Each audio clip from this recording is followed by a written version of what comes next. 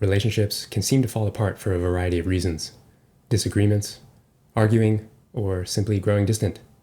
But what if I told you that there's an exceedingly common pattern underlying most relationship struggles? Perhaps the most common pattern leading to poor relationships is projection, the subconscious externalizing of one's own emotional state and expectations onto those they are in relationship with. In this video, we will explore what projection is in depth, how it often shows up in relationship dynamics, and why it is the default human defense mechanism and the death of intimacy of all forms. So let's dive in. What is projection in the context of relationships, and what do I mean by it? I'm sure most people have heard of the word projection, perhaps in relationship to a movie projector or something of the sort, but it may not be quite as common when used to define relationship dynamics. But essentially, like a physical movie projector, it does involve projecting, broadcasting, transmitting outwardly, but in a relational fashion. So that is what I'm referring to here.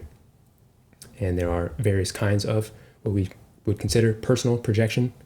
And at its simplest, they all carry the pattern of externalizing something from within onto an individual, a group of people, all people, and even reality itself. Generally, all of us are projecting our internal state onto our external reality all of the time. And without getting into the depths of quantum physics and how our consciousness is constantly creating our reality around us and constantly projecting outwardly, this is just a general pattern of being alive. We all have a unique perspective that colors our way of seeing things. And that can be beautiful. But even that could technically be considered projection. Anything that is not the truth is technically projection of one's perspective. But what I'm pointing to in this video is the pattern specifically within relationship dynamics and the projecting of one's emotions onto someone else. For example, you might feel upset and you blame someone else for feeling that way and project that onto them by either getting angry or doing something of the sort. The truth is, no one makes you feel anything. Your emotions are generated from your own bodily systems. This is the reason why two people can have the same external experience but have two completely different internal experiences. For example, two people might see a snake moving across their path. One person might get scared, whereas another person who loves snakes gets excited. The snake was not responsible for the emotion of either person. It was simply a neutral activator. This is the dynamic that plays out so unconsciously in our relationships. We start to feel something uncomfortable, and we often blame the other person for it and project it back onto them. Now, where does this projection originate from? I will share some various influences or sources of this type of relational projection and how they all relate to each other, which may help to understand the mechanics for how this pattern tends to unfold and play out. For example, it can start, and does usually start, with people projecting their reality that they create for themselves. And this stems from things like universal beliefs of how life works or how the world works. For example, someone may have the belief that life is hard, and then naturally they're going to project that outwardly and going to create certain experiences based off of that belief. Then there's also the influence or the source of having the image of what one may have of a specific individual in their mind versus what they actually are. So this is common with people you may not know personally, but are aware of. This is very obvious or essentially what stereotyping is. It's not treating someone for who they are, but who they should be or who you think they are in your own mind. For example, someone may have the stereotype in their mind that men are insensitive. That's going to color their relationships and experiences with men. And perhaps they might meet a man who is sensitive and be pleasantly surprised. That entire interaction would be generated from a projection. This also plays out very commonly with public figures. Most obviously, or most clearly, the example could be offered with actors and actresses. For example, a lot of people follow certain celebrities, actors in movies, and when they meet them in person, they assume that they're going to behave like some of the characters that they play in their movies. But in real life, they might be completely different. That is classic projection. And this can happen in personal relationships as well, when someone reveals themselves to be something other than what you thought they were. When we first meet someone, we can't know the full truth about their existence. It's literally impossible. So we are always updating our projection of that person as we learn more about them. But the most problematic type or source of projection, and what tends to appear in many significant interpersonal relationships, is the role you may place someone in, essentially needing someone else to meet certain rules for us, or needing them to play a certain role for you. And this is a level further than just having expectations, because someone can always meet or not meet your expectations, and you can either just be let down or pleasantly surprised. But when someone must meet a certain criteria, they have essentially been put into a box of what is acceptable for maintaining peace. Essentially, this plays out in, if you don't behave in the way I have assigned to you, there will be negative consequences. This is essentially placing a burden on someone that they likely didn't consciously agree to. And it's actually quite cruel, and the opposite behavior of what one would do if you're hoping to be in a loving relationship with, because it is essentially burdening them with these weights, with these expectations and these rules. And this pattern can extend outwardly to all people, and perhaps needing everyone to meet these certain criteria, which then leads into the actual experiences of projecting the emotions that is so common in our relationships. So all of these work together in that the reality one projects for themselves impacts what they project onto specific individuals, and likely what roles they're placed in, which influences then the emotional states that get activated when someone doesn't meet them. Basically, any interaction that is not stemming from truth, that is designed to meet a personal emotional need rather than from neutral and mutual energetic exchange, is stemming from projection. And unfortunately, most interactions engage from this place, from unconscious expectations, stereotypes, assumptions about how one is meant to behave in their mind. So what is the underlying pattern behind this emotional projection? Why is anyone projecting in the first place? What's enticing people to engage in this behavior? This is, at its core, an abdication of responsibility of one's own emotions. Generally, we don't get mad. We don't get mad at a snake for crossing our paths or eating another animal, even if it scares us. We accept that it is part of nature and its biology to behave as it does. But we often get upset when other people behave in ways that we don't like and seek to make them to blame for making us feel that way, and we're essentially punishing them for it. The pattern is a lack of responsibility of one's own emotional state. Everyone's behavior is their responsibility, but your emotional response to it is yours. This is also the giving away of one's power to someone else. If someone else is responsible for how I feel, or my life, or relationship circumstances in general, then I am unable to change the situation. Only they are, meaning I essentially have no sovereignty. And why would someone act like that? Why would someone give their power away in this manner? Why do people choose to project their emotions onto others? Sometimes the projection may stem from their own rules that they have for themselves. Like someone may have a belief, a subconscious belief for themselves, or a rule that they need to live by, such as, I must be perfect. Therefore, you must be perfect. And they end up criticizing you incessantly because they quietly criticize themselves in that same way. But where do such rules come from within a person? Generally, they come from one place: wounding. Projection is generally a defense mechanism built from prior wounding. Someone experienced something painful, perhaps trauma of some sort. As a result, they crafted a reality to protect themselves. I will only be safe if other people behave in a certain way. And once someone behaves outside of that, my prior wounding has shown to me that this means danger, and I must protect myself to prevent that from happening. If projecting is an abdication of responsibility, that means, at least for the specific dynamic at play, their self-construct is one of victimhood. Then projecting allows someone to keep perpetuating their victimhood and keep that reality construct alive. Once the construct is built, it is tied to one's self-concept and identity. An ego simply cannot tolerate having its self-concept and reality construct threatened to a major degree. It must be protected.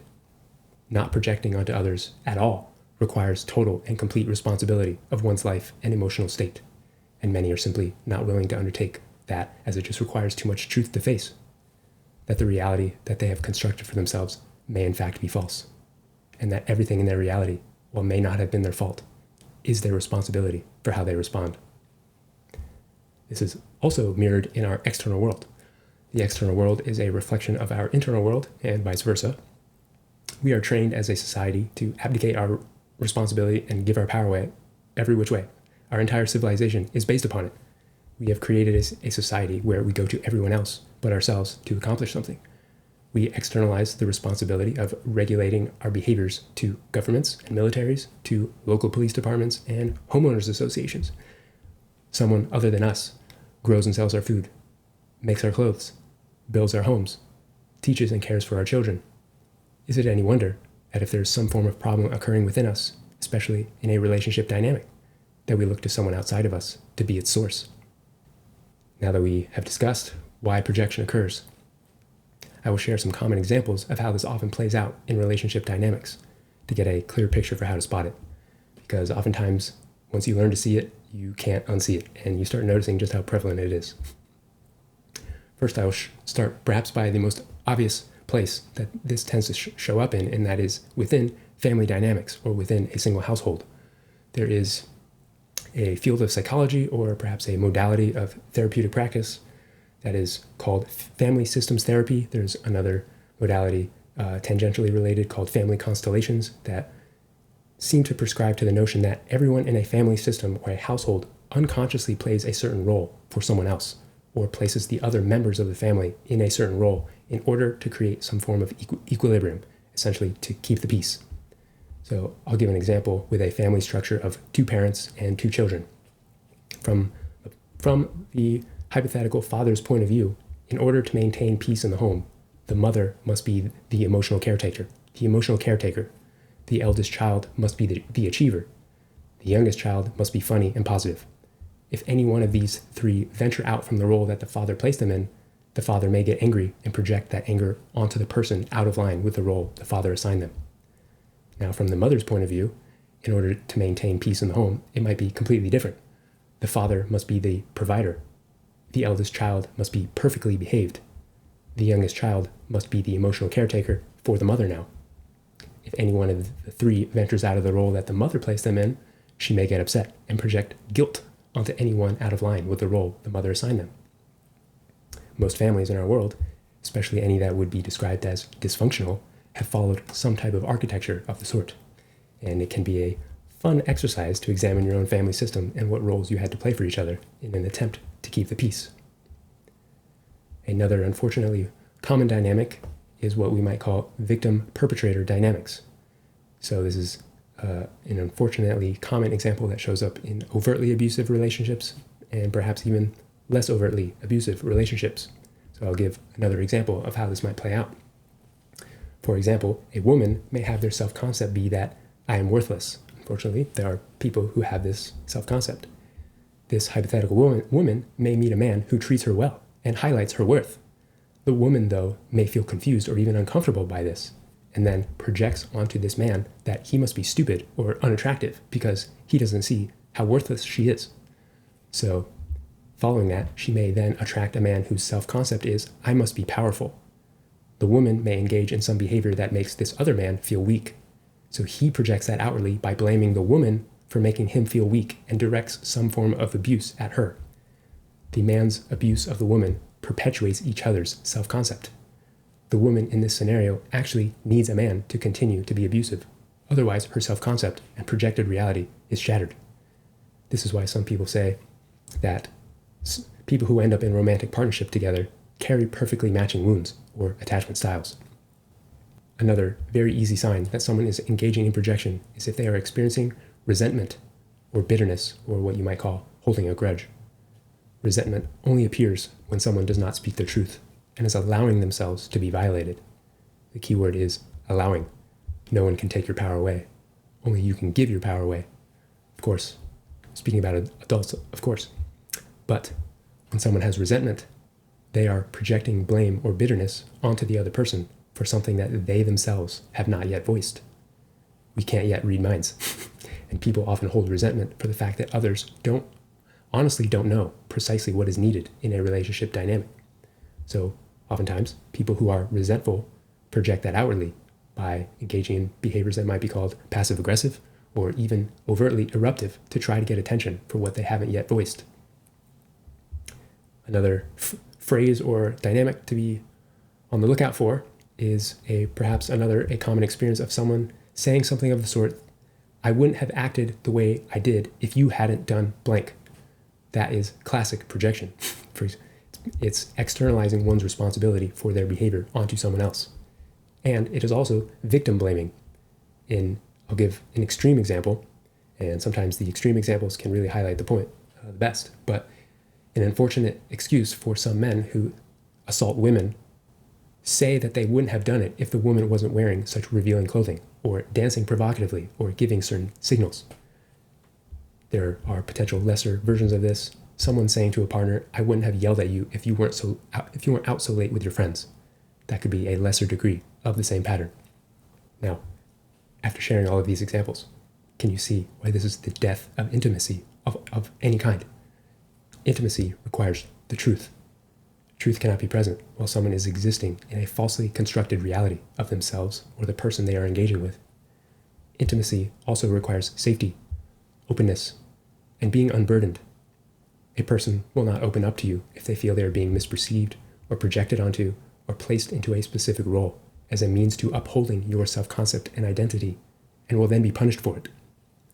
A person is essentially being used and burdened in these situations. And there is a natural barrier that has been placed between two people when major projections are present.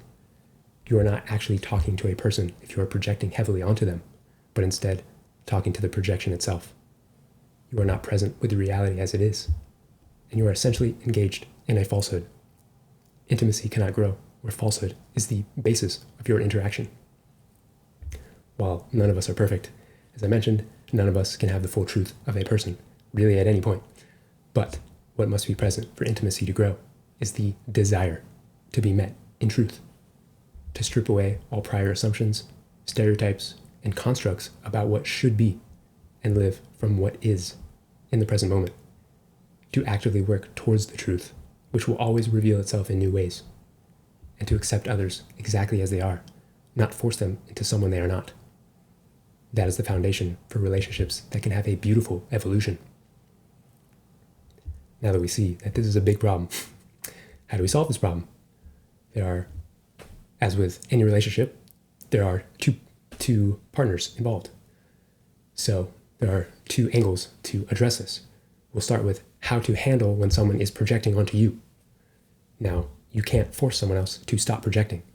Ideally, someone that you identify who engages in this pattern of emotional projection isn't someone you want to align yourself with, just in general. So ideally, you catch it early.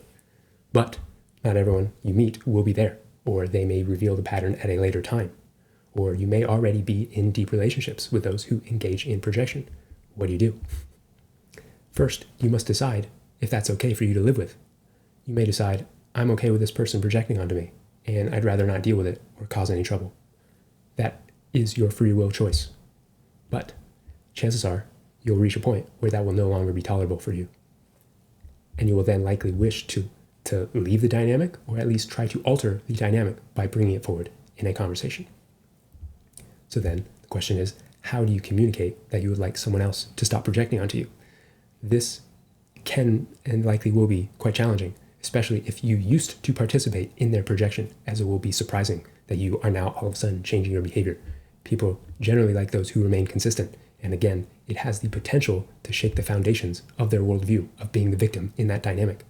There generally is not an easy pathway forward with this. But the truth shall set you free. All you can do is tell the truth in the kindest manner possible. Their response is not your responsibility, and will reveal their character, which is a good thing. So, ideally, as neutral as possible without attacking back at them for projecting onto you. And this will obviously vary in how you want to deliver it based on the dynamic you have with the other person.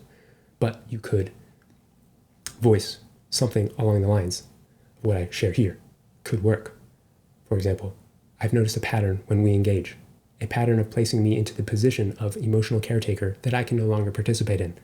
I'd like for there to be a new dynamic where emotions are not being directed at me for not meeting this role.